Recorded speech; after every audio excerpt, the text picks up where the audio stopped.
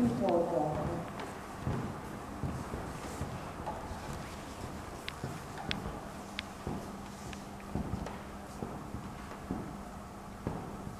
Ovdje imamo nešto zaista izuzetno. Ispričat ću vam priču o ovome. Erik je došao u veliki grad kad je bio sasvim mlad. Fascinirala su ga svetla velegrada, huka automobila, zujanje ljudi po danu, svetlosti noćnih lokala koja su se reflektovala u reci. Želeo je da uspe. Želeo je da zarade puno novca i da sebi nađe jednu devojku hladnu kao mramor, od onih koje je viđao po tim skupim lokalima dok se šetao. Ali znao je, za njih treba da ima puno novca, za te restorane, za brendiranu odeću i naravno podrazumevalo se da je trebalo da ima automobil, BMW, Mercedes, tako nešto. Radio je niz poslova, nigde se nije zadržavao ili shvatao da to nisu poslovi gde može da zaradi taj novac koji je hteo. Dobio je posao i u fabrici mesa, dosadan, monoton, smrdljiv. Ali jednog dana sreća mu se osmeknula. Direktor fabrike, jedan stariji gospodin, dobrodržeći, s lepim manirima, pozvao ga je kod sebe u kancelariju i rekao: Eriče, naravno, Erik nije bilo njegovo pravo ime, on je na vreme promenio svoje ime Milojko. Znao je da se njim nikad neće uspeti u gradu.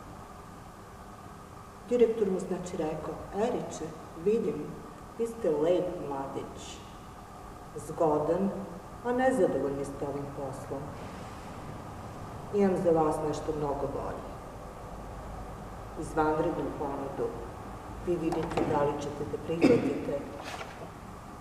Meni se dopadate, a imam niz prijatelja, dobrostojećih, kojima ćete se sigurno dopasti takođe.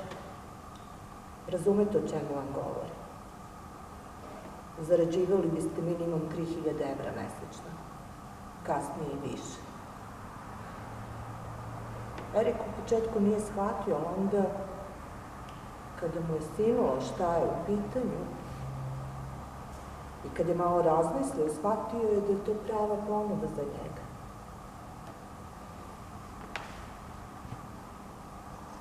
Deset godina kasnije, Erik je imao savršen stan uz reku, opremljen dizajniranim nameštajem, sa najsavremenijim uređajima. Vozio je BMW. I imao je devojku sa izdvajanim silikonskim grudima, sa punim usnama, sa kojom je izlazio jednom nedeljom, subotom, u najskuplji restoran, tako da svi mogu da ih vide. I naravno mogu je da plati za tu uslugu. Njegovi snovi su se ispunili, imao je sve što želeo. I nije se bojao Boga. A ovo je ono što je ostalo od njega.